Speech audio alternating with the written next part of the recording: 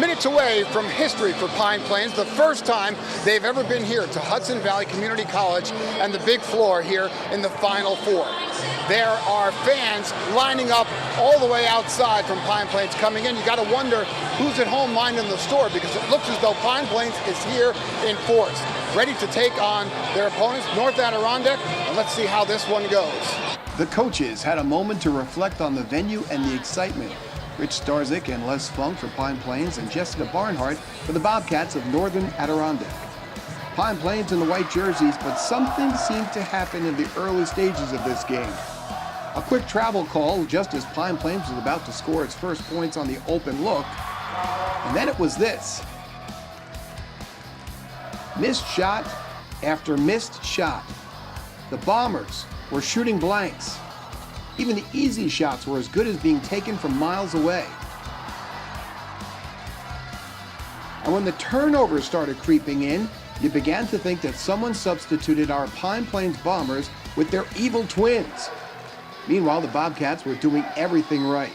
McKenna McGee gets the and one, and the Bobcats were out rebounding and getting plenty of chances under the basket as Rachel Vene finally puts this one in. And then comes back to show how 5'7" can play one-on-one with 6'3". With all of its struggles, Pine Plains managed just 1 point in the entire first quarter, and here it is. Haley Funk gets one of her 2 foul shots to go. It was 16-1 after one. The Bombers coaching staff trying to calm things down. And it certainly looked like Pine Plains was settling in. Ashley Starzik gets the layup to fall, and Frances Snyder hits the long ranger.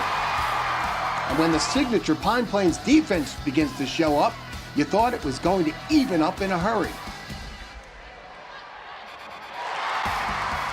But Northern Adirondack was doing everything right as Paige Chilton throws the nail in the coffin. And the Bobcats just kept playing all facets of the game. The rebound, the outlet, the transition, stop and go for Taylor Durnan. And when you have college coaches in attendance, you want to show them this. Taylor Durnan had 9 points in the first half, 19 for the game. And the Bobcats led 27-14 at halftime. In the second half, Durnan picked up where she left off. And this game was slipping away as Pine Plains was falling completely out of it. And the Bobcats weren't going to take any chances to let the Bombers get back in it. And while they didn't quit, that's Tina Fumasoli with the layup, the hole was just too deep and the clock was too fast, as Pine Plains falls in the New York State semifinals, 49-39, the final. All right, I guess just from your vantage point, what did you see out there in that first quarter especially? What was happening? Yeah, I'll tell you, that was one of the craziest quarters for us. It's never happened. It's just a lot of things. You know, we ran into a good team. We ran into some of our shots weren't falling.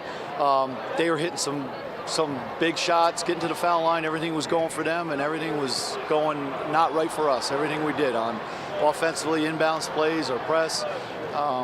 You know, you spot a team 15. That's a tough hole to come back from, and that they were a good team. They were disciplined. We didn't play our best game by any means.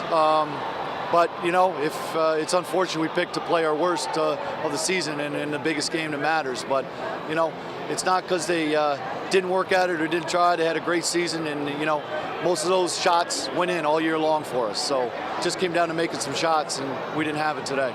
We're not usually used to playing kids that big, like a whole team that big. There's, like, from our division, there's, like, 2 teams with, like, a 6'3" girl, just one of them. There's like 2-3 kids that are over 6 foot, but we just had to work on fronting them and having help defense. That's all you can do against them.